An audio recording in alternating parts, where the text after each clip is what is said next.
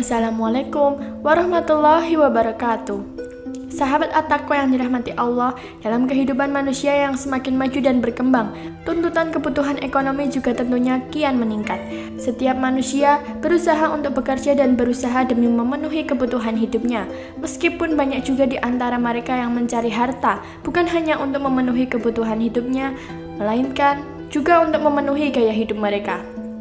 Saat rezeki seseorang terhambat dan mengalami masalah keuangan, terkadang seseorang akan berusaha mencari jalan keluar, misalnya dengan mengambil pinjaman. Sebagian besar orang mengambil pinjaman lewat bank konvensional sebagai modal usaha, dan sebagian lainnya mengambil pinjaman lewat bank syariah.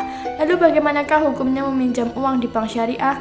Sahabat yang dirahmati Allah, sebelum kita lebih jauh membahas video kali ini, kami ingatkan untuk sahabat yang belum subscribe, silahkan subscribe dulu dan nyalakan lonceng notifikasinya, agar sahabat tidak ketinggalan dengan video selanjutnya dari kami. Sebelum mengetahui hukum meminjam uang di bank syariah, maka kita terlebih dahulu harus mengetahui apa itu pinjaman dan apa itu bank syariah. Bank syariah adalah suatu lembaga keuangan yang menggunakan asas dan prinsip dasar syariat agama Islam, atau bank yang berlandaskan pada sistem bagi hasil dan bukan bergantung pada sistem bunga yang diterapkan pada bank konvensional.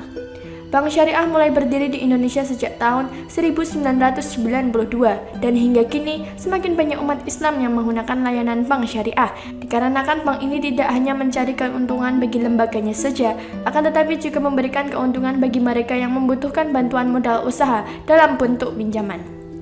Hukum pinjam uang di bank syariah masih menjadi perdebatan di antara para ulama karena ada beberapa sistem dalam bank konvensional yang diterapkan pada bank syariah. Meminjam uang di suatu bank yang benar-benar berlandaskan hukum Islam adalah halal atau diperbolehkan sebagaimana halalnya perkara hutang piutang.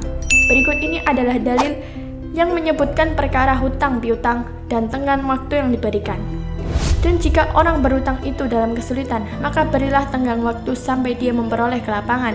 Dan jika kamu menyedekahkan, itu lebih baik bagimu jika kamu mengetahui. Quran Surat Al-Baqarah ayat 280. Dalam sebuah hadis juga disebutkan perkara yang sama tentang hutang piutang dan tenggang waktu yang diberikan. Rasulullah bersabda, barang siapa memberi tempo waktu kepada orang yang berutang, yang mengalami kesulitan membayar utang, maka ia mendapatkan sedekah pada setiap hari sebelum tiba waktu pembayaran.